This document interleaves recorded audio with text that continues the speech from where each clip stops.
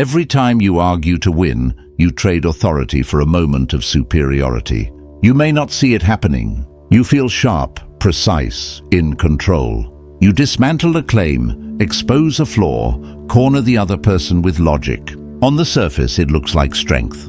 But beneath that surface, something erodes. If you have ever walked away from a debate satisfied, only to notice the room felt colder, you have already paid the cost.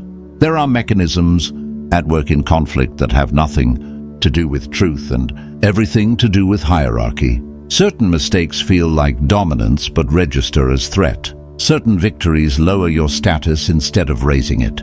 And most people never realize which moves quietly weaken their influence. Voices rise before anyone notices why. What begins as a disagreement slowly sharpens into something else. Words become weapons. Sentences tighten. Each side stops listening and starts preparing their next strike. Logic is no longer a tool for understanding. It becomes ammunition. Then it happens. One person lands the final point. The contradiction is exposed. The flaw is revealed. The argument is won. For a brief moment, there is satisfaction. A quiet rush. The feeling of standing taller, smarter, more dominant. But the room does not respond the way logic says it should. There is no respect in the silence that follows, no admiration, only distance. Something subtle withdraws. The other person nods, perhaps even agrees, but their posture shifts, their tone cools, their openness closes. You can feel it, even if nothing is said. The conversation does not deepen, it ends. This is the illusion at the heart of argument. We are taught to believe that winning arguments builds authority, that proving others wrong elevates our status. That truth delivered forcefully commands respect. But human dynamics do not work that way. An argument is rarely about truth. It is about positioning, about who stands above and who is placed below. In public disagreement, reason becomes theater. Each point is not offered to understand, but to dominate. And domination, even when wrapped in logic, triggers resistance. The paradox is uncomfortable. The more you push to be right, the less others want to follow you. The sharper your reasoning, the more fragile the connection becomes. Authority does not grow in these moments. It leaks out quietly, almost invisibly. Machiavelli is often remembered as a teacher of cruelty, deception, and cold ambition. But that reputation misses something quieter and far more unsettling. He was not prescribing evil. He was observing reality, watching how power actually behaves when stripped of moral, language, and good intentions. At the center of his thinking was a simple, uncomfortable insight. Power is not force first. It is perception. Authority exists only as long as others believe in it. The moment that belief weakens, power collapses, no matter how correct, capable, or justified someone may be. From this lens, arguing to win becomes dangerous. Every public argument reveals something you cannot take back. It exposes intent. It shows urgency. It signals that your position requires defense. And anything that requires defense appears fragile, even when it is correct. Niccolo Machiavelli understood that authority works best when it feels inevitable. When people comply not because they were convinced in a debate, but because resistance feels pointless or inappropriate. The most stable power, in his observation, did not explain itself. It simply acted and allowed others to rationalize the outcome after the fact. To argue is to invite challenge. To rebut is to elevate the opponent to your level. To correct someone publicly is to create an enemy where silence might have created uncertainty. Machiavelli saw this clearly in royal courts, where a single misplaced explanation could undermine years of carefully constructed authority. This is why restraint mattered more than display. Silence mattered more than persuasion. Outcomes mattered more than winning the room. A ruler who argues looks like a ruler who doubts. An advisor who over-explains looks like one who needs approval.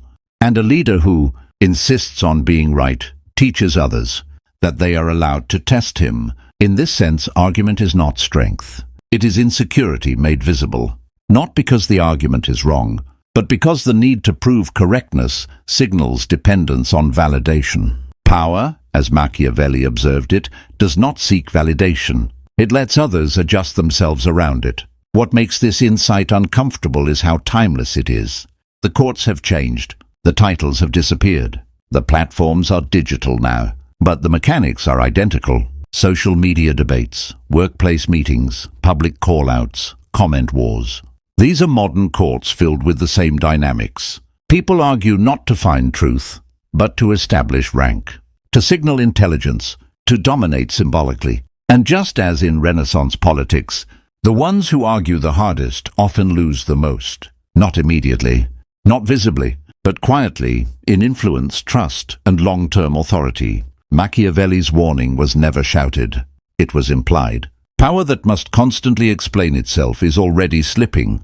Power that must win arguments to survive is already on the defensive. And the most dangerous realization follows naturally. If authority depends on perception, then every argument risks changing how you are seen. And once perception shifts, no amount of being right can restore what was lost. Arguments feel rational on the surface.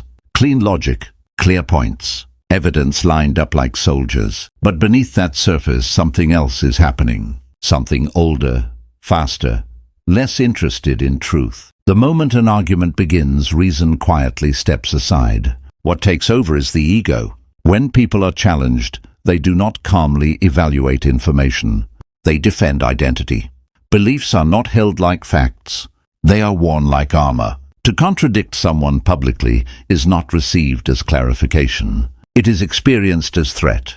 The brain does not ask, "Is this true?" It asks, "What does this say about me?" This is why even correct arguments so often fail. Winning the point feels like loss to the other person. Loss of face, loss of status, loss of self-image. And humans are wired to resist loss more fiercely than they pursue truth. In that moment, agreement becomes submission. And submission breeds resentment. The more forcefully you press your case, the more resistance you create. Not because the logic is weak, but because the emotional cost is high. People rarely thank those who corner them into being wrong. They remember the exposure long after they forget the argument itself. This is where authority quietly erodes. Respect is not granted to those who demand agreement. It is granted to those who do not need it. The person who appears unmoved by disagreement feels higher in status than the one who fights to be acknowledged as correct. Arguments reverse this dynamic. They place you in the position of needing validation, needing recognition, needing the other person to concede. And the moment you need something, leverage shifts. This pattern shows up everywhere. In meetings, the person who argues every point may sound sharp, but they slowly become predictable, defensive, exhausting. Their presence feels heavy. Decisions begin to happen without them. In relationships, arguments meant to resolve issues often leave both sides feeling unheard. The logic may land, but the bond weakens. Emotional distance replaces clarity. Online, the pattern is even clearer. Endless debates, perfect points. No minds changed, only hardened positions and escalating hostility. Everyone talks. No one listens. Influence goes nowhere. What looks like engagement is actually escalation. Each argument raises the stakes. Each rebuttal invites counterattack. The exchange becomes less about the original issue and more about who will back down first. And backing down feels like defeat. Authority cannot survive in this environment. It requires a symmetry, calm, distance, the sense that you are not fighting for position because you already occupy it. The louder the defense, the more visible the insecurity becomes. The sharper the argument, the more fragile the authority appears. This is the uncomfortable truth psychology reveals. Arguments do not resolve power struggles. They expose them, and once power is exposed, it can be challenged, resisted, and undermined. The most influential people understand this instinctively. They let others argue. They let others exhaust themselves. They remain composed, unprovoked, and difficult to pull into battle. Not because they lack opinions, but because they understand something most people miss. Respect does not come from forcing agreement. It comes from appearing untouched by disagreement. There is a moment in every disagreement when the tone shifts. The pace slows. Words become careful. You stop arguing and start explaining. It feels reasonable, mature, even responsible. You want to clarify, to make sure you are understood, to show that your position makes sense. But explanation carries a cost most people never notice. Every explanation is a form of exposure. It reveals what matters to you, what you are protecting, where you feel uncertain. When you explain yourself, you place your inner reasoning on the table and invite others to inspect it. And inspection changes the power dynamic. The more you explain, the more you signal that your position requires approval, that it needs to be accepted to be valid. You move from occupying a stance to defending it, from acting to justifying. This is where authority quietly slips. In real hierarchies, authority rarely explains itself in real time. It moves first. It decides. It allows the outcome to establish legitimacy. Explanation, if it comes at all, comes later and often indirectly. When someone with real authority speaks, they do not sound anxious to be understood. They are not trying to convince. Their words feel final because they are not seeking permission. Justification, on the other hand, is a response to doubt. Not necessarily doubt from others, but doubt within. The impulse to explain usually appears when you feel your position is unstable, when you sense resistance, when you want reassurance that you are still seen as reasonable, fair, or right. This is why over-explaining often backfires. Instead of creating clarity, it creates opportunity. Others begin to question, to probe, to find inconsistencies. The conversation shifts from your original point to the structure of your reasoning. You are no longer being followed. You are being evaluated. And evaluation is not respect. Think back to moments where you felt compelled to explain yourself. Not because you were asked, but because silence felt uncomfortable, because misunderstanding felt threatening, because being seen incorrectly felt intolerable. Those moments rarely strengthened your position. They diluted it. The most stable authority is quiet, not because it has nothing to say, but because it does not need to say everything. It trusts that its actions, consistency, and outcomes will do the speaking. This is not secrecy. It is restraint, and restraint signals confidence far more effectively than explanation ever could. The realization settles slowly. The need to argue, to clarify, to persuade often has less to do with truth and more to do with validation. A desire to be seen as correct, fair, or justified. But authority does not chase validation. It assumes it. And the moment you stop explaining yourself, to feel secure is the moment your presence begins to feel heavier, calmer, and harder to challenge. Avoiding arguments is often mistaken for retreat. Silence gets confused with surrender. Restraint is mislabeled as fear. But this misunderstanding comes from watching power from the outside, not from understanding how it actually operates. Powerful figures do not avoid arguments because they lack conviction. They avoid them because arguments pull everyone onto the same level. Debate flattens hierarchy. It turns authority into just another opinion competing for airtime. So instead of confronting, they redirect. They change the frame of the conversation. When pressed for justification, they shift focus to outcomes. When challenged publicly, they respond privately or not at all. When provoked, they slow the tempo. They let urgency belong to the other side. Silence in these moments is not empty. It is strategic. A delayed response unsettles more than a sharp rebuttal. It forces the other person to sit with their own aggression, to reveal their impatience, their need to be acknowledged. While they speak more, explain more, argue more, the balance quietly shifts. This pattern repeats across history and modern life, not as dramatic gestures, but as consistent behavior. Leaders who refuse to be dragged into public disputes. Executives who let decisions speak instead of defending them. Figures who absorb criticism without visibly reacting, then move forward unchanged. What looks like disengagement is actually control of the frame. Those who argue remain inside the game. They respond to moves made by others. They play on terrain they did not choose. But those who refuse to argue create distance. And distance is power. This is why withdrawal from argument is often misread. Insecure people see it as weakness because they rely on noise to feel relevant. They need engagement to feel significant. Silence terrifies them because it offers no feedback, no validation, no proof that they matter. Everyone else reads it differently. To observers, calm refusal to argue signals confidence. It suggests that the person has nothing to prove, that their position does not depend on convincing this room, this moment, or this challenger, that they are anchored somewhere more stable. Importantly, this is not avoidance through passivity. It is not disappearing. It is choosing where and how to engage. Powerful figures still act. They still decide. They still move outcomes forward. They simply do not waste authority on performance battles that offer no return. When they speak, it is measured. When they act, it is decisive. And when they are challenged, they do not rush to defend their image.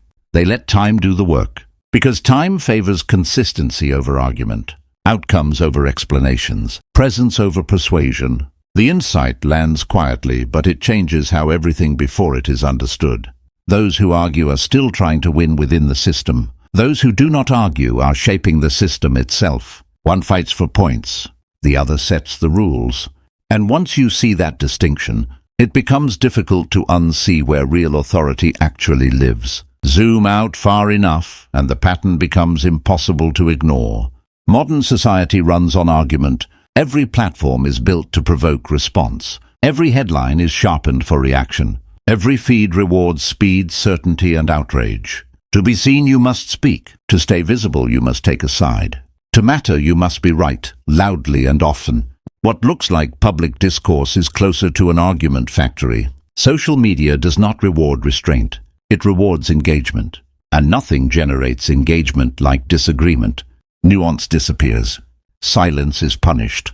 The calm, measured voice is buried beneath those willing to react first and hardest. In this environment, arguing feels like participation, like resistance, like having a voice. But something strange happens when everyone argues. Authority collapses. When everyone speaks at once, no one is listened to. When every opinion is broadcast, none of them carry weight. The volume rises, but influence thins out. The result is not empowerment, it is noise. This is where the addiction to being right reveals its deeper cost. Outrage feels energizing. Correcting others feels righteous. Public disagreement creates the illusion of agency. But it also makes behavior predictable, emotional, easily steered. Systems of influence thrive on this predictability. When people are locked into constant argument, they are easier to distract, easier to divide, easier to exhaust. Attention gets consumed by battles that never resolve, while decisions that actually shape outcomes move quietly in the background. In this sense, argument is not rebellion. It is participation. Participation in a system designed to keep people reactive, visible and busy, but rarely effective. The more energy poured into being right online, the less energy remains for actions that matter offline. The same dynamic plays out in news cycles. Debate staged as conflict. Panels arguing endlessly without consequence. Talking replaces doing. Reaction replaces responsibility. The audience is engaged, but nothing changes. And over time, this constant arguing conditions behavior. People begin to equate opinion with power, expression with influence, visibility with authority.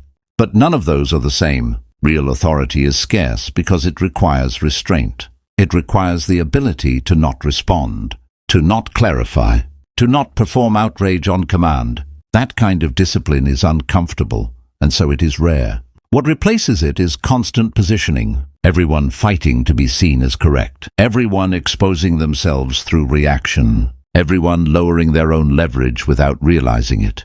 The unsettling realization is this: the system does not fear people who argue.